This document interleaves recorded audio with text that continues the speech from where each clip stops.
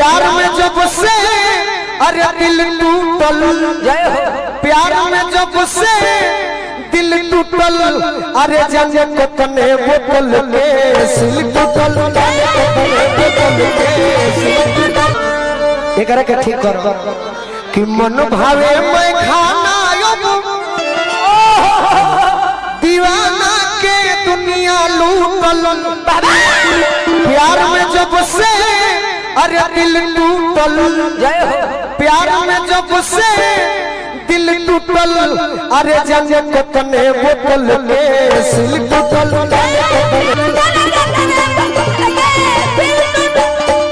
लड़की से यार वफादारी सदाबा भले जमाना कहे पियल खराब ओकर सूरत जब नजरी बना चला कि लड़की से यार वफादारी शराबा अब भले जमाना कहे पियल खराब ओकर सूरत जब नजरी बना चला हम हुआ फिर बियर कुछ न बचेला कि बनेला साथी दर्द बाटे खाती गुम भुलावे में रहे जुटल, अरे प्यार में जब से दिल टूटल, प्यार में जब से दिल टूटल, जाने बोतल के सिल टूटल, प्यार में जब से दिल टूटल, जाने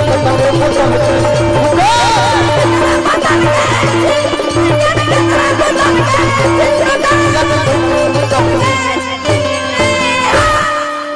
एल्बम के नाम रही दिल टूटल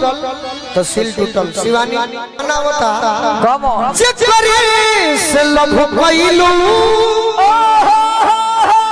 ओकरे से परेशानी मां ए सनमी करम तारो लागे खानदानी एगो शर्ट सॉन्ग आवत तनी कौन गाई बड़ी गौले बानी बाकी कौन गाई मोहब्बत बेरथ वाला ले अरे कि बेरथ ना जाइए हो आज ससुरा जाता रू हां जी ठीक बजा हमार दुआ बा बाकी ही बगले के गांव में बेरथ बा हां जी एगो बेरथ माने जानता रू का होला अगर हमरा के धोखा देले बड़ू तो ई गोलू राजा के शराब पे बाव ना जाए कबो ना मुकेश राय कोई बड़े व्यवस्था में छोटू तुम यार नहीं बोलोगे इनको तन महता का बाकी कम समय में बोली साहब के भी से सुन देखिए पैर से बेचारे लाचार हो लेकिन इनकर आवाज सुनो तो जादू बिखेर दी सही तनी भाई साहब का तन हेलो आपकी उपस्थिति को प्रणाम और आपकी तन्मयता को प्रणाम। तमाम यूट्यूबर वाले भाई आए हैं सभी को मैं प्रणाम करता हूं। मेरे गार्जियन बुच्ची चाचा मंच पे उपस्थित